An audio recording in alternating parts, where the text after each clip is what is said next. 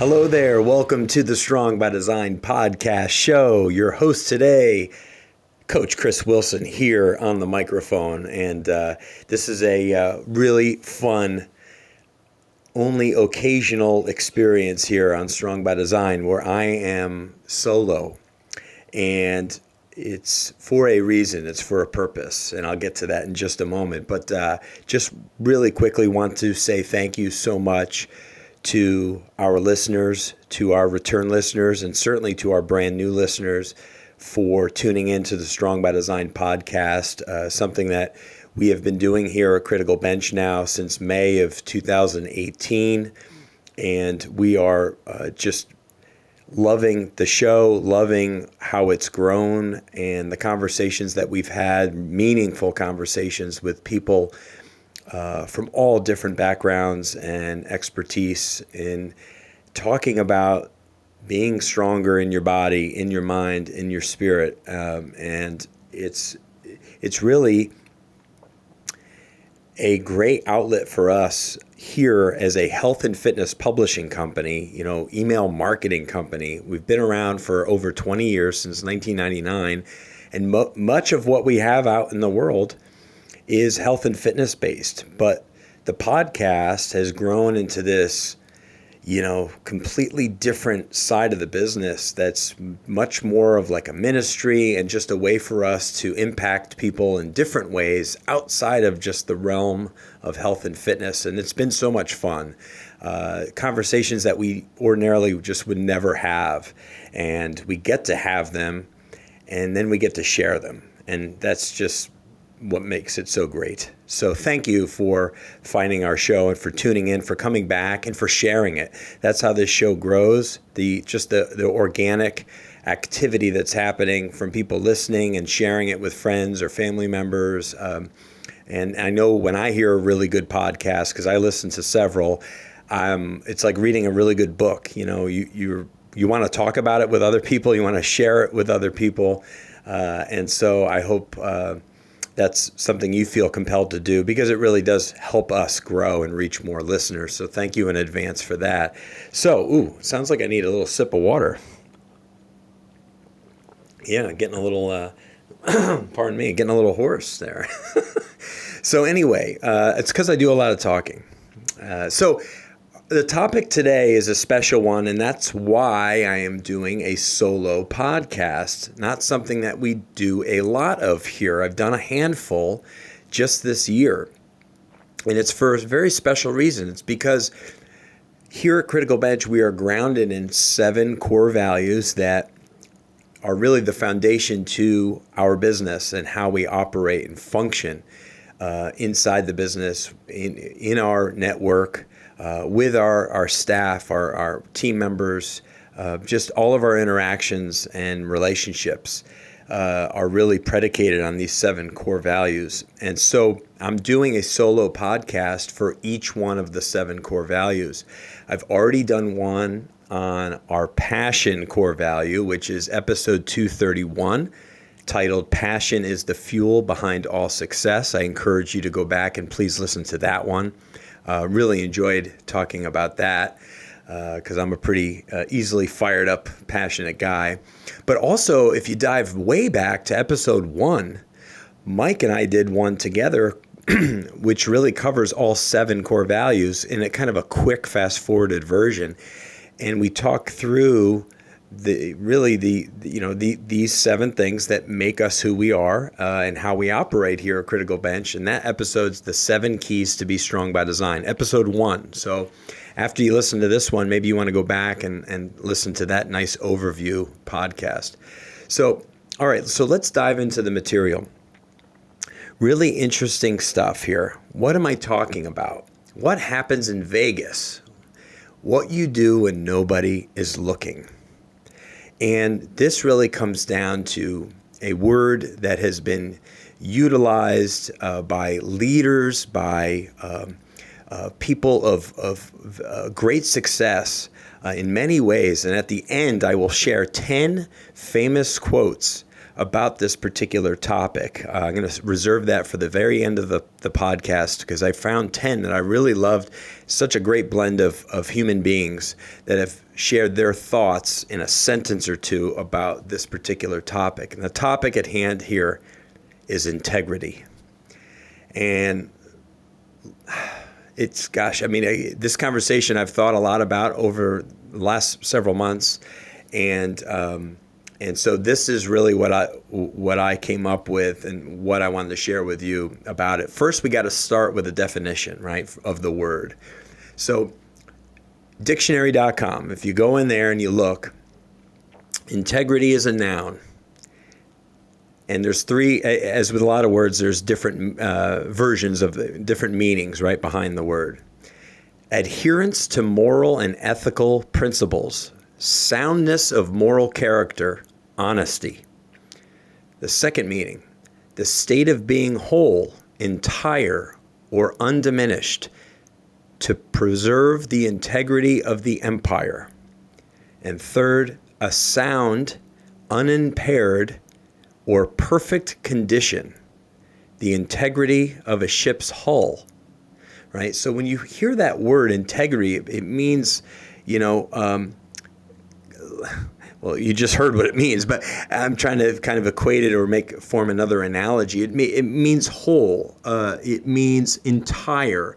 It means that it's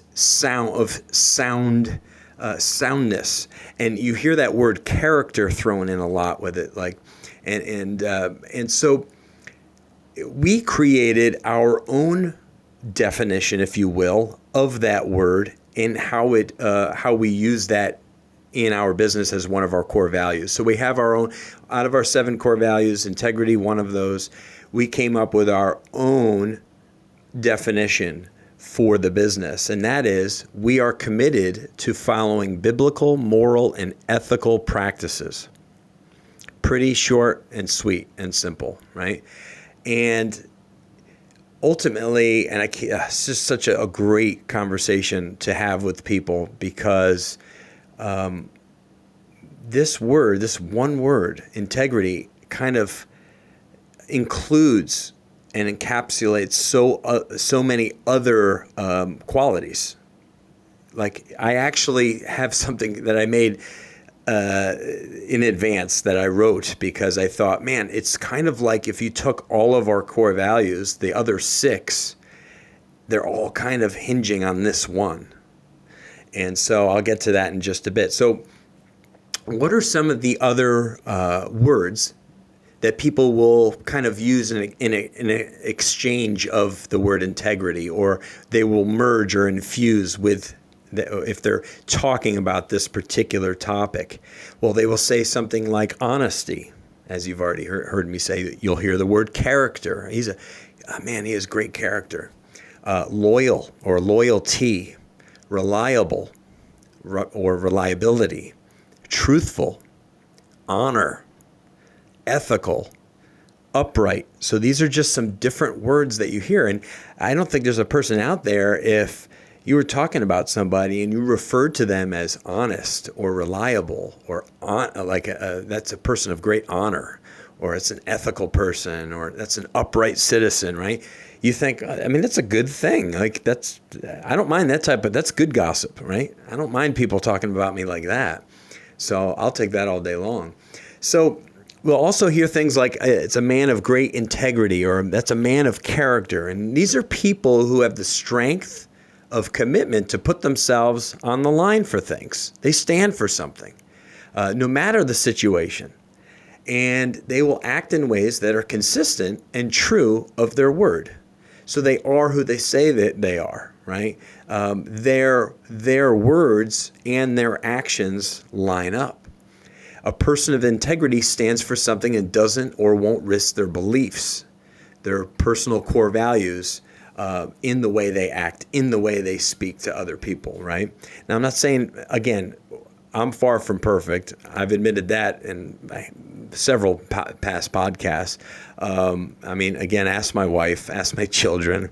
I'm sure every day there's a blunder or something that I will do or say that I will maybe instantly regret or be sorry for afterwards. But I'm typically able to realize that, acknowledge it, and confront it. And I mean, that's a part of it.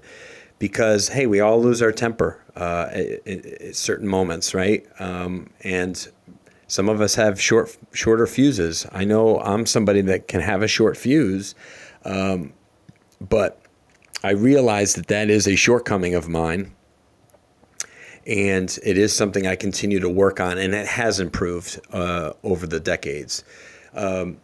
So here, let's take this in a little bit of another direction, because I thought, talking about what this word is, what it means, how vitally important it is to how we live our life is one thing, but what about what's my past look like? Are there moments, and I'm sure we all have them, moments in our lives that we wish we could get a do-over because maybe we didn't really live out that we didn't show great integrity in a moment, right? We weren't honest in a moment. We weren't loyal in a moment. And so I have 3 different moments that I wanted to kind of talk or mention with you on this podcast, just to show you my heart, and so I'll just take it from the top here. So if you go back about 20 years, I actually worked in the furniture business, believe it or not. And I worked for a terrific company. You may have heard of it. It's called City Furniture. Started on the East Coast, actually Miami. They were Waterbed City way back in the day. They became City Furniture in the early 90s. And it was a fun, vibrant, amazing company. They continue to grow and expand here in the state of Florida. Terrific company, lots of stores. I mean, they have 20-something stores. And I loved my job. I worked at a beautiful showroom, 55,000 square feet in Fort Lauderdale, right on the water. It was, when I started there, it was a brand new store in the company. And so anyway, fast forward into that position. I was a sales associate. I elevated up into some management roles as well. And I loved, I'm a people person, walking, talking, helping people, buy furniture for their homes. And there was this couple that I had worked with on, let's say it was a Saturday, which it probably was. Yeah, it was a Saturday, actually. And I'd spent a good part of my day working with these people. And we discussed, sometimes people won't commit to a big purchase in that moment. They wanted to maybe think on some things, sleep on some things, and they were going to come back and see me the next day. And they did come back the next day. However, as we had discussed, I told them I wasn't coming in till 12 that day. It was a Sunday, and we opened up, I think, at like 10 or 11 or something. And I was like the second, like the later shift for the day. And I walk in, and they are already seated at the computer with one of my fellow coworkers, Terrence, I was very friendly with. All the people I worked with, very friendly. And I remember walking in, and that initial, and this is a big sale. This is like a full house of furniture. This would have made my week. And I walk in, and I see this couple sitting there with Terrence. And being an immature, I mean, this is 20 years ago, right? So I'm in my middle, I'm like 26 years old. And I walk right up, and I create a confrontation. I look right at the people, and I say, I thought we talked about this, and you were going to come in. You knew I wasn't going to be here till 12. And anyway, I forget exactly the details of what I said, but in that moment, I remember Terrence looking at me, and his eyes basically told me, like, stop and go somewhere else right now. And so I did. I didn't like escalate too badly, but just the fact that I acknowledged this and confronted the customer. By the way, they're City Furniture's customer, not my customer, right? But I remember later, after they finished up the transaction and they left, Terrence came over to me and he said, You never do that. That's something you cannot do. You can't, I mean, people are going to say one thing and do another. It's just human nature. You might have had great rapport with them and the whole day was really good, and they said, yeah, they won't come back, but maybe they got up early that day and they were really excited and something else happened in their life and they wanted to get in there and get the sale done. And they did. And it was more important to them to get the furniture than who they bought it with. And so I lost a really huge commission, but I also showed a lack of integrity, a lack of good character, a lack of good judgment in that moment by confronting these people in a way that just was totally unprofessional and immature. And I regretted it. Of course, it took me a little time to calm down because I was really pissed. It was it's a commission job, and I felt like I was like the money was like taken from me, even though it was never necessarily mine to begin with. But so that's one moment that was regretful. But Terrence and I made up, and he understood where I was coming from. Just I didn't handle it right. Another thing, so because I do have a short temper sometimes, and I'm highly competitive, there was a moment. This is another quick story. There was a moment where I was playing wiffle ball with my son and my two nephews in my backyard, and we were having a good time. And it was kind of late in the day, and it was starting to get dark. And we were trying to squeeze in as much as we could before it was too dark to play anymore. And I'm trying to think my son, I think, was hitting. And my nephew Braden was playing at first base, and my other nephew Carter was playing more at like second. And I was at third base. And my son rips a shot down the line that I called foul. And based on where the base was, right? You can hit foul balls, you can hit fair balls. Well, I called it foul. And then a little argument ensued, like, no, that was fair. And I'm like, no, it was foul. I'm standing here at third base, and it went to like my right. It was a foul ball. And it was not a big deal, but my nephew Braden kept like jawing at me saying, no, that was fair. And I'm like, Braden, it was foul. I'm standing right here. I saw where the ball went. I have no, like, if it was fair, I would have been happy for my son to hit a fair ball. Anyway, it was one of those things where I'm kind of by the book, and I didn't let it go, and my nephew didn't let it go. And so he kind of irked me to the point where I ran over and got kind of close to him, and I pointed my finger at him. I said, Braden, shut up. That was a foul ball. And just that in that moment, I guess I didn't even really pick up on it, but in that moment, he absolutely felt like not good. Like he felt, I don't know if it's intimidated or fearful or whatever, because I kind of like ran over to him and got kind of close to him and told him to shut up. And that wasn't a very good, uncle thing to do, right? It was dumb on my part. It was just in bad judgment, not being kind. I could have just blown it off and been like, okay, well, maybe it was fair, but I called it foul. So can we move on? And just kind of get over it. Instead, I let myself get worked up about it because they weren't like trusting what I had to say. So anyway, this gets back, and I kind of forget about it, but this gets back to my sister-in-law and my brother, and they were very upset with me about this, to the point where like my sister-in-law didn't want to talk to me unless I was going to call to talk about the situation and make a formal apology. And so I did. After like a week, I thought about it, and I'm like, oh, gee whiz. I mean, it was one of those dreaded calls. Like I got a call and I have to apologize. I have to eat some crow. I have to humble myself here for just being a jerk. And I did, and we talked it out, and everything smoothed out, and it was fine. But in that moment, I really didn't handle things right.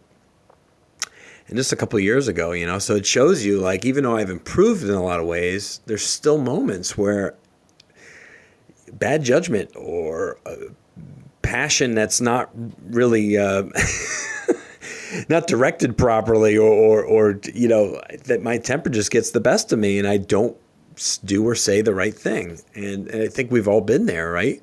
In traffic, right? Or in a retail store situation, if we're in line and somebody cuts us, right? I mean, people are going to flip out over small in the big picture, small things. But again, thirdly, I wanted to give you like a sense that I'm not a complete jerk.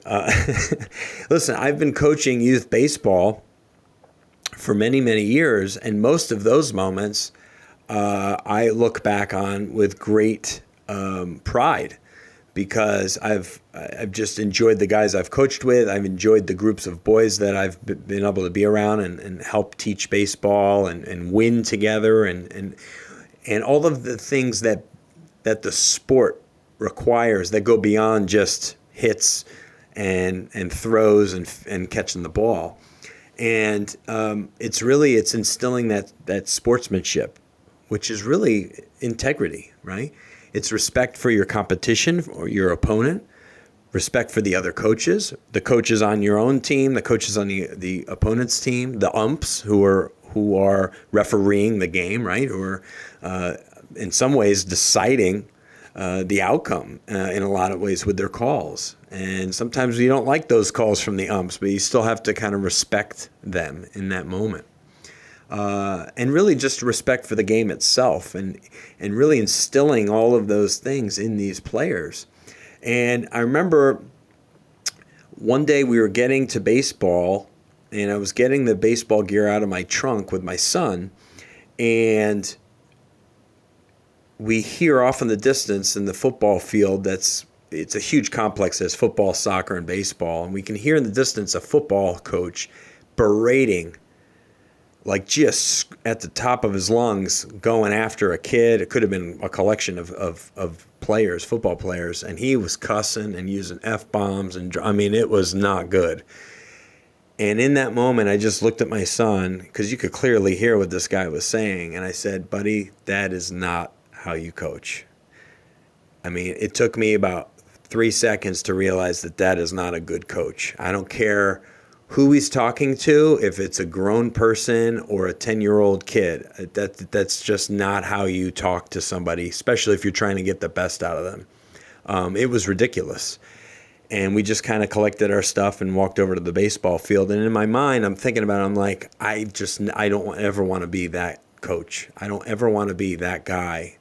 Even though my passion and my energy I can be kind of like, I can see red sometimes when I get worked up about something, but not to that point. And so these things happen in our life sometimes. I think they're like little corrections. If we don't have these experiences, how are we ever to know how we need to improve or to grow? We all have shortcomings. We all fall short in some way, some area of our life. And these are learning lessons. These are growth opportunities. And I've had many of them in my life. And I will have more. I'm 46 years old. I have a lot of years ahead of me, hopefully. Hopefully I'm not even halfway to the finish line right now. And so I hope to just continue to mature and become more wise and handle adversity better as I get older. And that comes down to integrity. Let's talk about it now from more of a business side of things, right? What happens to people, businesses, organizations that don't operate or function with a high degree of integrity? Well, one thing that happens is they will lack trust in others, in their team members, their coworkers, the staff, their supervisors, the guys who are at the very top, guys or girls at the top. When there's distrust, right? When you're not trusting in what other people have to say, that will erode a business so very quickly. And I have some examples for you as well. How about lack of reliability or accountability in tasks getting done, right? If someone doesn't have a high degree of integrity, how are you to know that they're going to do what they say they're going to do? They're unreliable. They don't have the accountability there because they say one thing and they're doing another, right? How about a lack of loyalty? How destructive that is.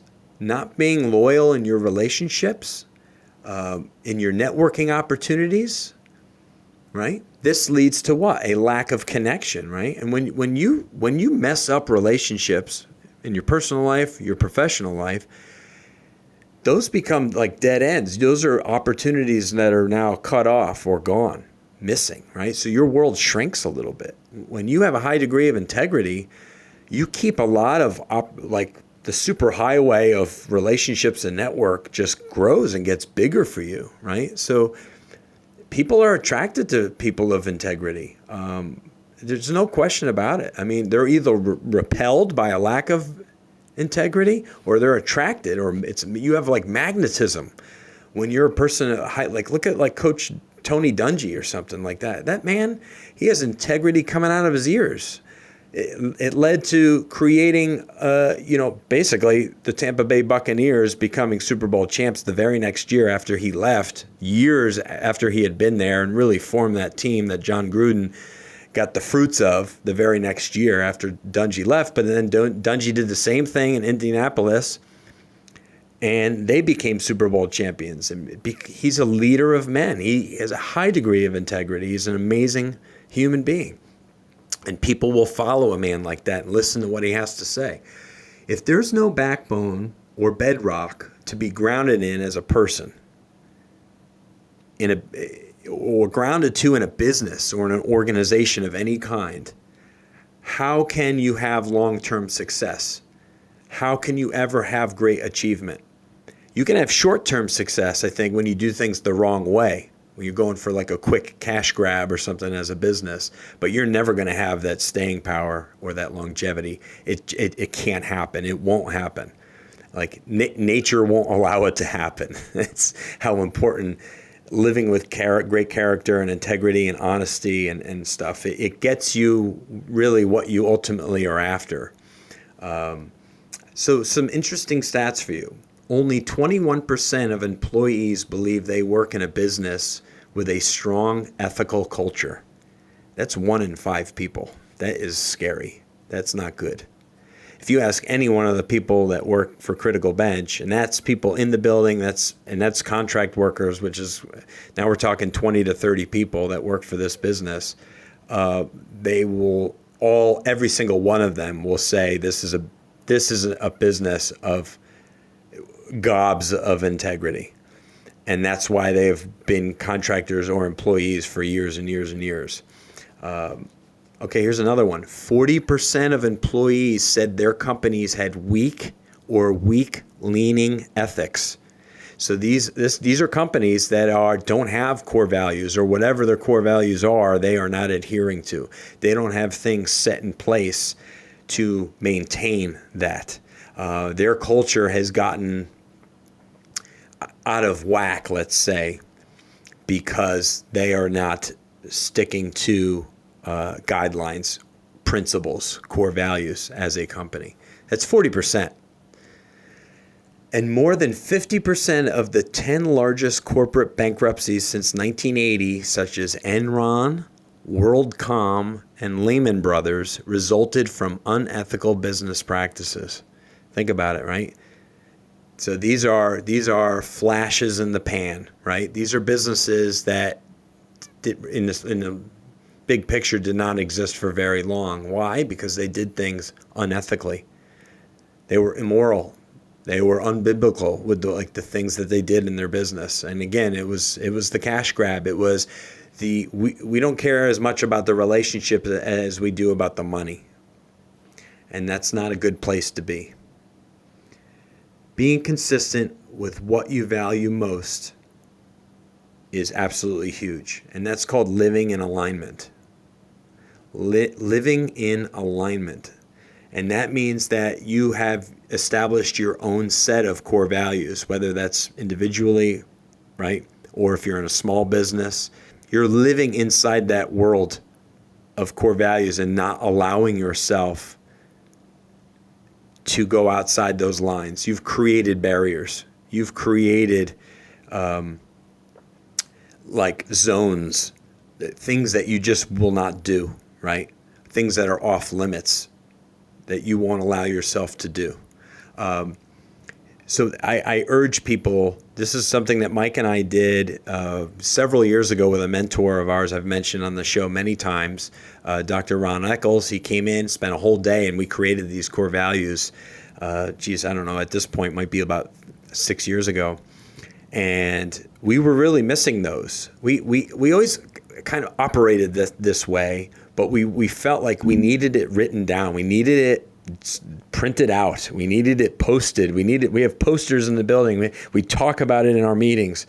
And I urge anybody, small or big business, you need to have this in your business for sure, or personally, individually. This is something that really changed my life. Once these were established in the business, I also started taking more of an assessment of my own life, how I was living my life outside of work, and making sure that I was kind of aligning in my personal life with what we developed here within the business as a set of core values. And I feel like this is one thing that will make you a powerful force in the world, and that people will notice this about you and they will want to be around it.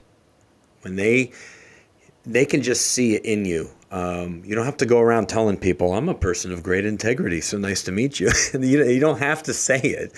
It's just who you are. It's your essence. It's how you carry yourself, and people can feel it, especially when they've had the interaction with you. And you do what you say you're going to do, right? You say you're going to get back in touch with somebody, and you do. You say you're going to do this, and you do it. And if you do that enough times, people just know that's just who you are. If you're going to say it, you're going to do it. And so then this is what I said earlier, what I kind of wrote ahead of time, because I really found this to be like, this is what ties all 7 of our core values here together. They all kind of point in the direction of integrity, all of them. And so I wrote this. I wrote, integrity leads to service to others and an outward focus. It leads to our positive mindset, choosing to see the best in all things. Integrity leads to our deep love and genuine passion for the work that we do. It leads to a feeling of appreciation and gratitude for the opportunity to be part of a team and a cause that is truly good. And it leads to the ability to make quick decisions because we are living in alignment with our core values. When you don't have to second guess yourself because you know the way you operate and your decision making can be quick, because it's just how we do it, right? We will not compromise.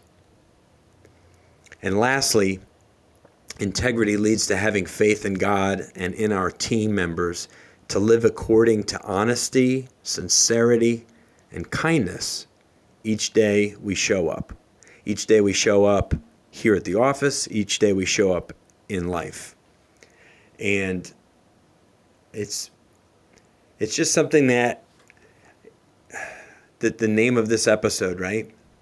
What are you doing when people aren't even looking at you? How do you function in life?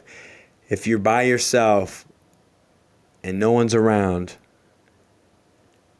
are you living with integrity? Is it who you are? Or are you just doing it when people are looking? And then you kind of just let yourself get away with things when they're not looking, So you can't have both.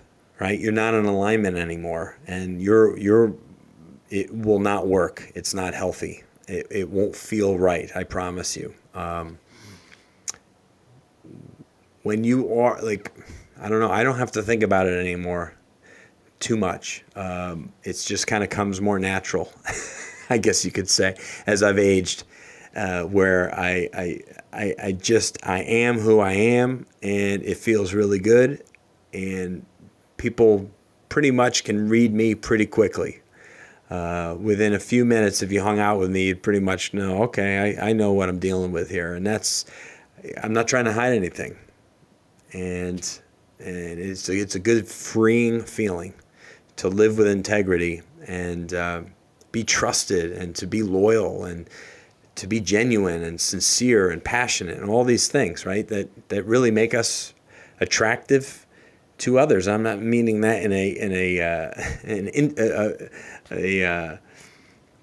I just mean in terms of our personality, right? Not looks, right? I have a long way to go there. Okay, so I promised you at the very beginning that I had 10 famous quotes about integrity that I wanted to share with you, and these are great. And there's a lot more, but I'm not going to sit here and read 100 of them. All right, so I picked 10 of my favorites from some pretty amazing people, just to kind of invite you into this world a little bit and just get you thinking, because I know there's one of these that's going to ring really loudly for you and how you want to go about living your life. Okay, so here's my list from the great Zig Ziglar. The foundation stones for a balanced success are honesty, character, integrity, faith, love, and loyalty. From Mr. Nelson Mandela. Yeah, he was pretty powerful, man. As I have said, the first thing is to be honest with yourself. You can never have an impact on society if you have not changed yourself. Great peacemakers are all people of integrity, of honesty, but humility. From Earl Nightingale. Integrity is the seed for achievement. It is the principle that never fails. I love that one. It's so short and powerful. From Stephen Covey. Moral authority comes from following universal and timeless principles like honesty, integrity, treating people with respect. And you're going to hear a lot of the same, like you're going to see where all these kind of like merge. All of these comments, even though they're different, they're all connected. All right, here's from W. Clement Stone. Have the courage to say no. Have the courage to face the truth. Do the right thing because it is right. These are the magic keys to living your life with integrity. Ah, that's great. From Ray Kroc. Yeah, Ray Kroc. If you don't know who Ray Kroc is, look him up. I'm not even going to tell you. That's your homework. Look up who Ray Kroc is. Kroc. Somebody listening knows who that is. It's easy to have principles when you're rich.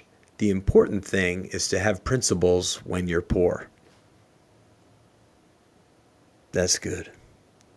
Because money does not define us, right?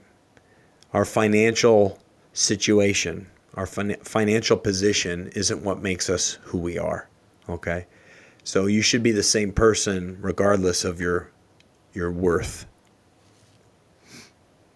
or your savings account.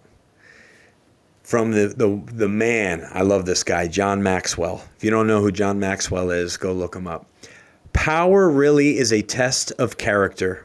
In the hands of a person of integrity, it is of a tremendous benefit.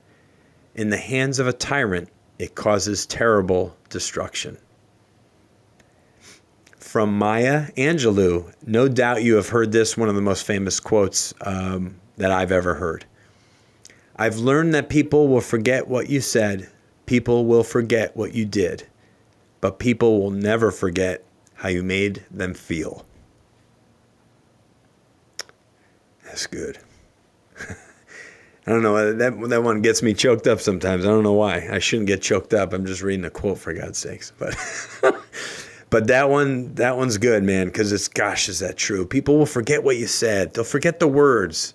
And they'll forget what you did, but they'll never forget the feeling they got being in your presence. That's integrity. Here's one from Donald A. Adams. To give real service, you must add something which cannot be bought or measured with money, and that is sincerity and integrity. Notice this word sincere, sincerity, being genuine, right? When people see that transparency, that's why I say people can read me real quick. When people meet me, it's like, you know who I am within the first several minutes of meeting me, because that's just who I am. That's how I operate. Who I am in a YouTube video, who I am it's who I am at home. It's just how I am. There's no masks. There's no facade. That's integrity. That's alignment. And lastly, this one's good. H. Jackson Brown Jr. This is like next generation right here, right? Live so that when your children think of fairness, caring, and integrity, they think of you. Yeah. And that's what I'm trying to do. That's why I shared, excuse me. I get emotional because I have an 11-year-old son and a 7-year-old daughter. And I mess up as much as anybody. I screw up all the time. I told you I do. Every day I do something. I'm like, why did I do that? But I will apologize to my kid if I overstep.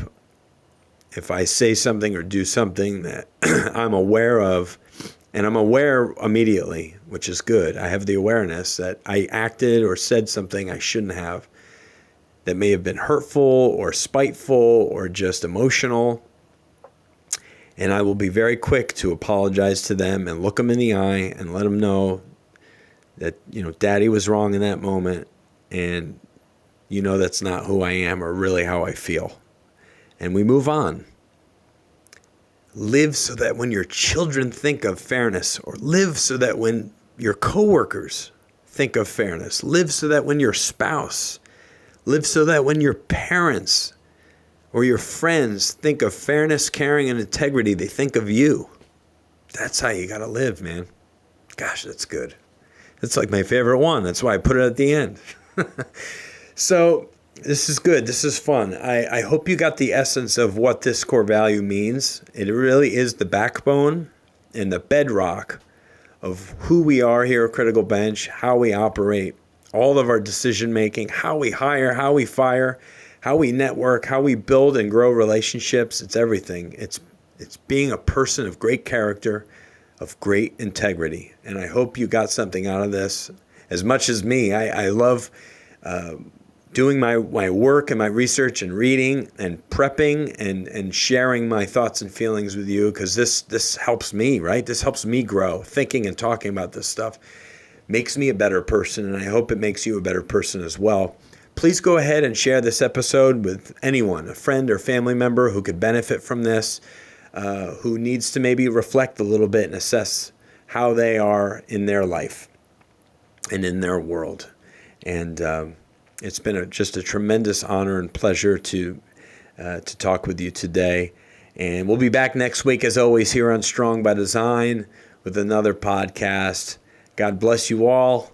And cheers to the end here of 2022. What a fabulous year it's been for us here at Critical Bench. And I hope you're closing out the year, with friends and with family and making more memories as we look forward to the year to come. God bless you. Talk with you very soon.